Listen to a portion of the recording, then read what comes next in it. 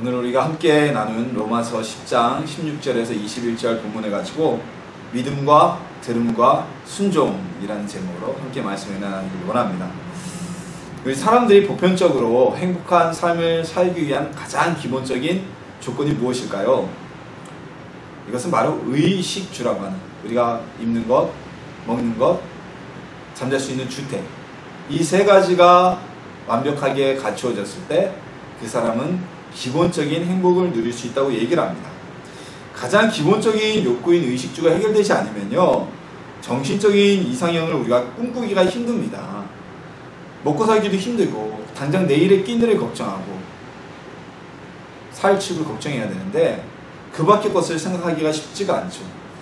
그래서 지금도 의식주의 문제가 해결되지 않고 있는 아프리카나 동남아시아의 일부 빈국들이나 특히 우리는 가까이 있는 우리 북한 같은 경우에는 당장 먹고 살 문제 때문에 인권이라거나 정치적인 민주화라거나 이런 생각이나 이야기를 하지 못합니다. 우리나라도 처음부터 잘 산 건 아닙니다. 과거 우리나라에도 정말 어려운 시절이 있었습니다. 흰쌀밥에 고깃국을 먹는 게 소원일 때가 있었고요. 명절이나 옛날에 예수님 믿지 않는 분들은 제삿날을 좋아했던 게 제삿날이나 돼야 고기 맛을 좀 봤고요. 그런데 이제는 어떻습니까? 건강이 안 좋다고 오히려 잡곡밥을 만들어 먹고요. 흰쌀밥은 건강이 안 좋다고요. 그리고 고기도 역시 건강에 좋지 않고 콜레스테롤이라거나 지방 축적이라거나 아니면 다이어트를 위해서 고기도 일부러 안 먹는, 복을 받는 세월을 우리가 살게 되었습니다. 하지만 과거에는 정말 우리는 명절 때만 고기를 먹는 그런 시절이 있었죠.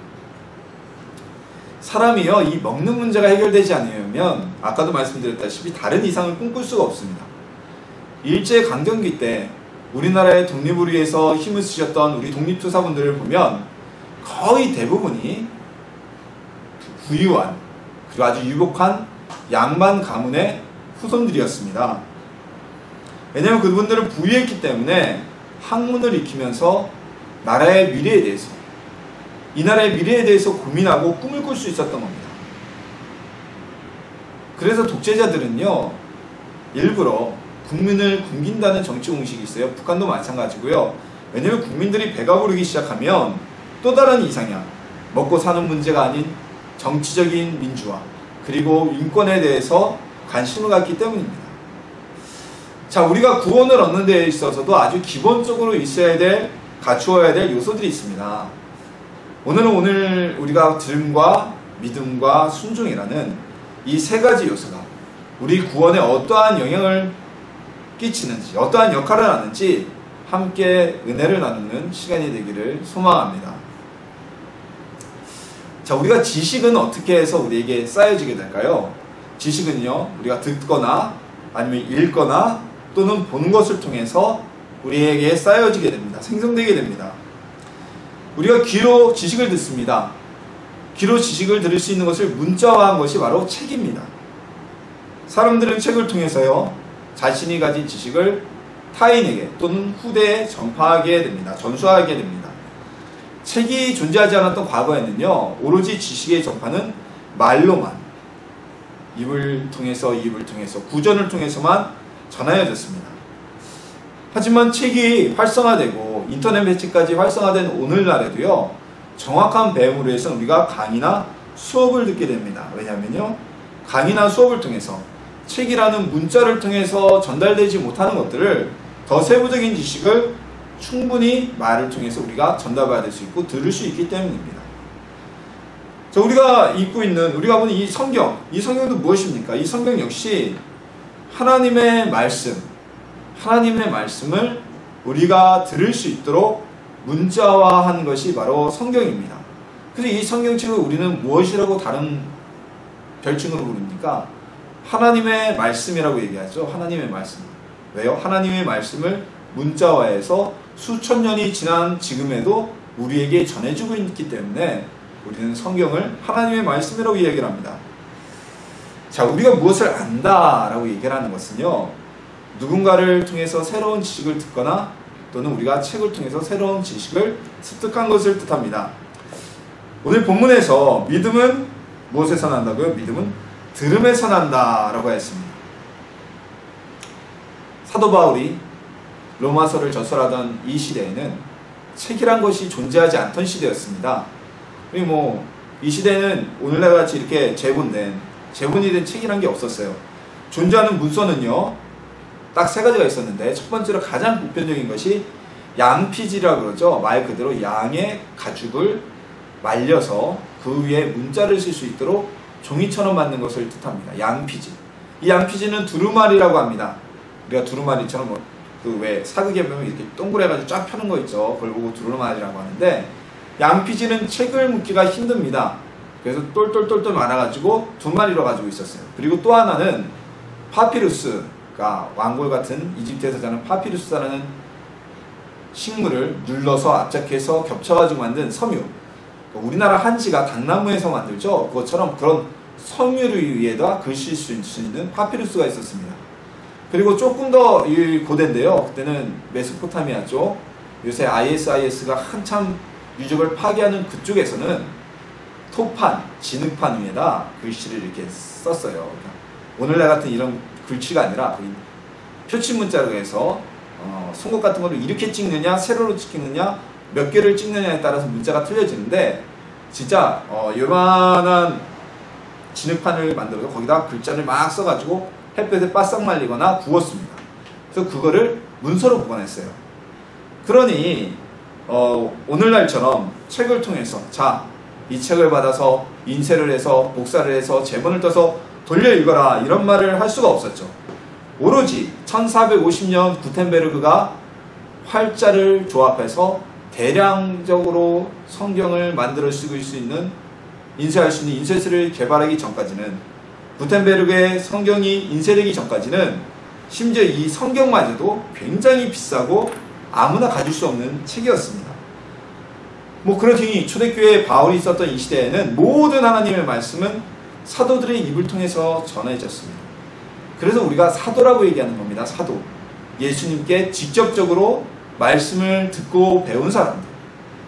베드로와 안드레와 야고보, 요한, 사도 바울은 거기에 따르면 굉장히 좀 예외적인 경우인데요. 사도 바울이 예수님께 직접 말씀을 배운 적은 없거든요. 예수님이 살아계실 때는. 그러나 사도 바울은 하나님의 부르심을 통해 예수님께 직접 가르침을 받았다고 해서 스스로가 사도라고 주장했고, 뭐 다른 11사도가 사도 바울의 이 사도성에 대해서 반박을 하지 않습니다. 그러니까 말씀이 전파되는 것을 믿음을 알고 있을 것을, 이때 당시는 사도들이 한 말을 듣고 그 들음을 통해서 믿음이 생성되고 예수님에 대한 지식이 늘어날 수 있었던 것입니다. 그리고 이 사도들에게 직접 또 예수님의 말씀을 들은 사람들을 속사도라고 합니다. 뭐 속편이라고 그러죠. 그처럼 사도의 제자들을 속사도라고 해서 그때까지를 사도의 시대라고 얘기를 하죠. 자, 그런데 우리가 듣는 것도요, 제대로 들어야 됩니다. 그렇죠? 제대로 된 지식을 들어야 됩니다. 잘못된 지식을 들으면요, 우리가 올바른 지식을 가지지 못합니다. 국내에서 지식인을 운영하는 아주 유명한 포털이 있습니다. 저도 뭐 모르면 그 포털을 이렇게 딱 치면 아주 그냥 유용한 지식들이 쫙 올라옵니다. 제가 한번 그 갈매기살이라는 단어를 해당 포털 지식인 사이트에 입력을 한 적이 있어요. 검색을 한 적이 있는데 뭘 찾아보려고. 정말 기막힌 내용을 제가 읽은 적이 있습니다. 자, 우리 성도님들, 갈매기살이 어느 고기죠? 어느 짐승의 고기죠? 이 갈매기살은요, 돼지고기의 횡격막 부위에 있는 근육입니다. 그게 바로 갈매기살인데, 근데 누군가 네이버 지식인의 답글을 달았는데, 갈매기살이 돼지고기가 아니라 갈매기살은 정말 바다에서 끼륵끼륵거리고 날아다니는 갈매기의 살을 채취한 것이라고 이렇게 답변한 거예요. 그리고 아주 그럴듯하게 논리적으로 설명을 쫙 해놨어요. 그래서 이 갈매기살은 갈매기 한 마리를 잡아봐야 몇 그램 나오지 않기 때문에, 이 얘기는 비슷해요. 왜냐면 돼지 갈매기살도 돼지 한 마리 잡아봐야 몇 근이 안 나와요. 하늘을 나는 갈매기를 잡아서 이 고기가 몇 근이 안 나오기 때문에 귀한 고기이고, 이 고기는 육질이 아주 좋고 아주 좋은 고기로 통한다라는 이런 아주 그럴듯한 지식인 글을 제가 답글을 보고요, 참 한참 어이가 없고 웃었던 적이 있습니다. 만약에 갈매기살이 돼지고기살이라는 사전 지식이 없는 사람이 그 답변을 받다면, 그 사람은 정말 하늘을 날아다니는 갈매기가 잡아서 만든 것이 갈매기 쌀이다 라고 한동안 알고 있게 되었을 거예요. 왜냐면 잘못된 지식을 얻게 된 거죠. 그래서 오늘 본문은요, 우리가 구원을 얻기 위해서는 듣기는 듣되 어떠한 것을 들어야만 하는지 명확하게 말씀하고 있습니다. 무엇을 들어야 합니까? 그것은 바로 그리스도의 말씀입니다. 우리가 많은 말을 들을 수 있지만, 많은 소리를 들을 수 있지만, 구원을 위해서는 오로지 예수님의 말씀만을 들을 수 있어야 한다는 것입니다. 자, 우리가 무엇을 듣는가는 굉장히 중요합니다. 이 사람의 귀라는 것이요, 정말 무서운 것이 우리가 자꾸 들으면 듣는 것으로 우리의 뇌가 쇠뇌가 되게 돼요. 제가 군복무를 국군 심리전단이라고 심리전 부대에서 했습니다. 그래서 북한군의 마음을 변화시켜서 우리 편으로 만들기 위해서 비무장지대에서 하루 16시간씩 거대한 초대형 스피커, 거의 건물 2층 크기 되는 거대한 스피커로 대북방송을 트는 임무를 제가 수행을 했어요. 근데 북한에서도 남한 군인들의 마음을 흔들고 사기를 떨어뜨리기 위해서 우리처럼 16시간도 못하고 장비도 낡았지만 기본적으로 거기는 전기가 없기 때문에 하루에 2시간, 3시간 이 정도밖에 안 나와요. 이렇게 2시간 정도의 대남방송을 맞대응해서 틀었습니다. 주로 나오는 내용이 뭐냐면요, 고향의 봄 아시죠? 나의 살던 고향은, 그런 우리의 군인들의, 국군 장병들의 향수를 자극하는 그런 고향의 봄 같은 노래를 하거나, 우리 남쪽에도 많이 알려진 반갑습니다 또는 또 만나요 같은 북한 가요를 틀어줬어요. 근데 사람이라는 게 참 무서운 게요, 듣는 게 무서운 게요, 하루에 3시간 정도밖에 대남방송이 안 나오는데 어느 날 제가 이렇게 그 GP 위에서 뭔가 하고 있는데 그 대남방송으로 노래가 나오니까 저도 모르게 그 노래를 흥얼거리고 따라하고 있는 거예요. 제가 북한이 좋아서도 아니고 북한 체제에 동조해서도 아닌데 매일 듣던 노래니까 나도 모르게 따라 부르게 된 거죠. 자, 우리가 무엇을 듣는가, 매일 무엇을 듣는가는 정말 매우 중요한 겁니다. 매일 예수님의 말씀을 들으면 그 사람은 예수님 안에 거하게 됩니다. 하지만 매일 세상 것을 들으면 그 사람은 세상에 살게 됩니다. 다른 어떤 것을 통해서도, 다른 무엇을 들어서도 우리는 구원을 얻을 수가 없습니다. 목사의 말을 들어서도 구원을 얻을 수가 없습니다. 잘 아세요? 목사의 말을 통해서도 구원을 얻는 것이 아닙니다. 목사를 통해 전해지는 하나님의 말씀을 들을 때 구원의 은혜가 임하게 되는 것입니다. 예수님의 말씀에만 귀를 기울인 여러분이 되기를 소망합니다. 예수님의 말씀을 설교를 통해 듣고 또 여러분에게 주어진 하나님의 말씀 성경을 읽고, 그렇다면 여러분은 구원을 얻을 수 있는 첫 번째 들음의 요소를 소유하게 될 것입니다. 자, 예수님의 말씀을 듣는 것은 구원을 위한 첫 번째 단계라면, 우리가 앞서 말씀드렸듯이 제가 대남방송을 듣다 보니까 나도 모르게 대남방송을 흥얼거렸다고 그랬잖아요. 하지만 제가 대남방송에서 나오는 북한의 노래를 따라 부른다고 해서 북한의 체제에 동조하거나 북한을 동경하는 것은 절대로 아니라는 겁니다. 노래를 듣다 보니 무의식 중에 따라할 수는 있지만 저는 대한민국의 국민이었고 당시에도 대한민국의 군인이었고 북한 체제를 지금도 싫어하는 사람 중에 한 명입니다. 자, 우리 말고도요, 예수님의 말씀인 이 성경을 읽고 연구하는 사람들이 있습니다. 종교학을 공부하는 사람들, 그리고 철학을 공부하는 사람들은요, 신학을, 성경을 공부를 합니다. 그래서 그들 중에는 신학을 전공하는 사람들이 있습니다. 예수님을 믿지 않음에도 불구하고. 그래서 그들은 성경을 잘합니다. 어떻게 보면 어중간한 성도들보다 더 성경을 잘할 수도 있습니다. 학문의 기초는요, 비판으로부터 시작하죠. 모든 것을 의심하는 것에서부터 시작을 합니다. 의심하기 위해서는 해당 분야의 전문가가 돼야 비판을 하고 비평을 할 수가 있는 겁니다. 그래서 성경을 많이 연구하는 사람이 있고 많이 아는 사람도 있습니다. 하지만 그들은 예수님의 말씀도 잘 알고 성경도 잘 알지만 예수님을 구세주로 믿지 않습니다. 자신의 구주로 믿지 않는다는 얘기입니다. 왜요? 예수님의 말씀을 듣기만 하고 믿지 않았기 때문입니다. 예수님께서 이 세상에 계실 때 바리새인들은 늘 예수님을 쫓아다녔습니다. 그들은 예수님의 말씀은 들었지만 예수님의 말씀을 믿지 않았습니다. 그래서 구원을 받기는커녕 오히려 예수님을 십자가에 못 박아 죽게 만드는 주동자들이 되었습니다. 예수님의 말씀을 듣고 예수님의 구주를 믿을 때 우리에게 구원의 은혜가 주어지는 것입니다. 사람들은요, 예수님을 석가모니, 공자, 소크라테스와 함께 4대 성인으로 구분합니다. 예수님의 하신 말씀과 그 내용을 읽다 보니까 도덕적 성인으로서 인정이 된다는 겁니다. 하지만 그들은 예수님을 나의 구세주가 아니라 단순히 존경받을 도덕적 성취도가 높은 인물로 한정짓고 있는 것입니다.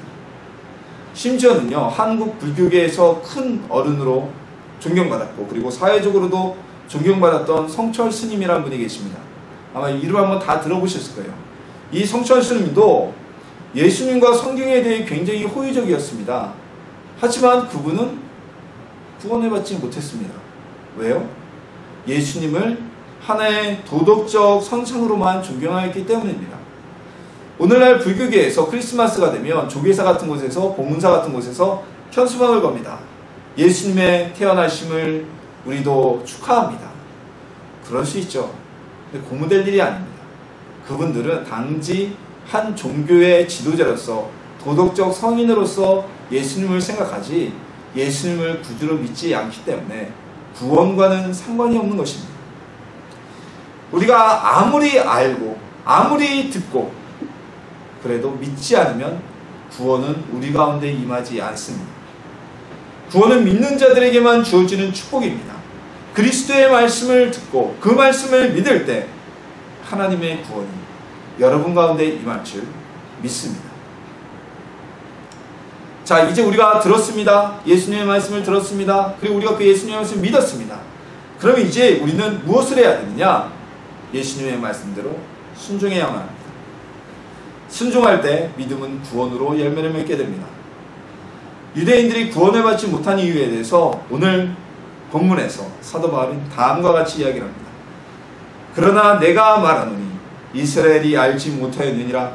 먼저 모세가 이르되 내가 백성 아닌 자로서 너희를 쉬게 하게 하며 미련한 백성으로서 너희를 노엽게 하리라 하였고, 이스라엘은 하나님의 말씀도 알고 있었고 그리고 그 말씀을 믿고 메시아를 기다린다고 하였지만 순종하지 않았습니다. 하나님의 아들인 예수님께서 이 땅에 오셨을 때 하나님의 말씀에 순종하여 예수님을 영접하지 않고 오히려 불순종하며 대적하여서 메시아를 십자가에 못 박아 죽였습니다. 그뿐만이 아닙니다. 구약시대에도 이스라엘이 가나안에서 쫓겨나서 바벨론으로 포로로 끌려간 이유는 그들이 하나님의 말씀에 순종하지 아니했기 때문입니다. 하나님께서는 율법과 하나님의 예언자들을 그들 가운데 보내서 하나님의 말씀에 순종하기를 바라였지만 이스라엘은 하나님의 말씀을 무시하고 불순종하고 자신들의 뜻과 방법으로 버텼습니다. 그들은 자신의 생각으로 꾸준히 하나님 앞에 제사를 드렸지만 하나님께서는 그들의 제사를 받지 않으셨고 그들의 예물을 더 이상 받지 아니할 것이라고 이사야 선지자를 통해 선언하셨습니다. 우리도 예수님을 영접하고 말씀을 듣고 믿기로 하였다면 하나님 말씀에 순종하여야만 합니다. 믿음은 곧 순종입니다. 무엇에 순종해야 될까요? 교회의 법칙이요? 교단의 교리요? 아닙니다. 우리는 이 성경에 기록된 말씀들, 하나님 자녀로서의 삶을 사는 것에 이 말씀에 순종해야만 하는 것입니다. 유대의 악한 왕이라고 기록되어졌던 왕들에게는 하나같은 공통점이 있습니다. 그들은요, 하나님이 보내신 예언자의 말은 무시하였습니다. 예언자의 말을 무시하였다는 것은 곧 하나님의 말씀에 불순종하였다는 것을 의미합니다. 그리고 자신들 곁에 있던, 귀에 듣기 좋은 소리만 하던 거짓 선지자들의 달콤한 말을 들었습니다. 하나님께서 그들에게 회개하고 살 수 있는 길을 열어주셨는데 그 길을 무시하고 불순종하고 스스로 멸망과 죽음의 길로 걸어갔다는 것입니다. 그러다 그들은 결국 나라를 빼앗기고 하나님이 주신 가나안 땅에서 쫓겨남을 당하는 심판을 받게 되었던 것입니다. 우리도 하나님 말씀에 순종하는 삶을 살아야 합니다. 우리가 성령님의 열매를 맺지 못하는 이유, 성령의 열매를 맺지 못하는 이유는 우리가 순종하지 않기 때문입니다. 순종하면은 자연히 우리의 삶에는 믿음의 열매, 성령의 열매가 주렁주렁 맺어지게 되어 있습니다. 순종한다면 당연히 열매를 맺을 수밖에 없는 것입니다. 예수님께서 하늘로 승천하시면서 너희에게 약속하신 성령을 기다리라고 하신 그 말씀, 그 말씀을 복음서에 보면 수백 명의 사람이 들었다고 기록되어 있습니다. 하지만 예수님의 말씀에 순종하여 함께 모여서 전혀 기도에 힘썼던, 성령님을 만나기 위해서 기도에 힘썼던 이들은 단 120명 뿐이었습니다. 하나님께서는 믿고 순종하였던 그들에게 성령의 임재를 체험하게 하시고 성령의 임재하심이 처음으로 임하는 은혜를 받게 하셨던, 축복을 주셨던 것입니다. 예수님의 말씀에 순종하지 않기 때문에 하나님의 영광을 가리고 우리 스스로도 복을 받는 삶을 살지 못하는 것입니다. 오늘날 대한민국의 가장 큰 문제점이 무엇입니까? 법을 만들고 법을 잘 알고 법을 집행하는 몇몇 사람들이 그 법을 어기기 때문에 온 나라가 불신과 부정과 부패와 올바른 시스템으로 상식이 통하지 않는 모습으로 변해가는 것이 아니겠습니까? 우리도 주님 앞에 마찬가지입니다. 예수님의 말씀에 순종해야 될 우리가 불순종하고 하나님 말씀대로 살지 않고 내 뜻대로 살아간다면 우리 역시 하나님께서 주신 그 축복을 받아 누리지 못한다는 겁니다. 구원의 길에 들어가지 못한다는 겁니다. 이런 이들에게는 천국이 허락되지 않는다는 겁니다. 이스라엘은 하나님께 먼저 선택받은 복받은 민족이었습니다. 하지만 그들은 구원에 순종치 않으므로, 하나님 말씀에 순종하지 않으므로 구원에 있어서 이방인들보다 뒤로 후순위로 밀려버리는 안타까움을 겪게 되었습니다. 우리 순종하며 구원의 은혜를 누리는 하나님의 자녀들이 되기를, 성도들이 되기를 주님의 이름으로 소망합니다. 말씀과 믿음과 순종이 하나 될 때 우리에게는 구원의 은혜가 임하게 됩니다. 말씀과 들음과 순종, 그러니까 믿음과 들음과 순종, 이 세 가지 중에 어느 것 하나라도 없다면 우리는 여전히 구원을 간구해야 되는 사람입니다. 예수님의 말씀을 잘 듣고 성경을 잘 읽고 구원자 예수님의 말씀을 믿음으로 받아들이고 그 말씀에 순종한다면 우리에게는 구원의 길뿐만이 아니라 이 땅에서도 놀라운 하나님이 주시는 은혜의 복을 받아 누릴 수가 있을 것입니다. 우리 이 세 가지 요소를 다 소유하여서 더 이상 구원의 자리에서 내가 구원받았느냐, 구원받아야 되느냐 고민하지 마시고 뛰어넘어서 이제는 하나님이 주시는 놀라운 축복과 은혜와 기적을 누리는 주님의 자녀가 되기를 예수님의 이름으로 축원합니다.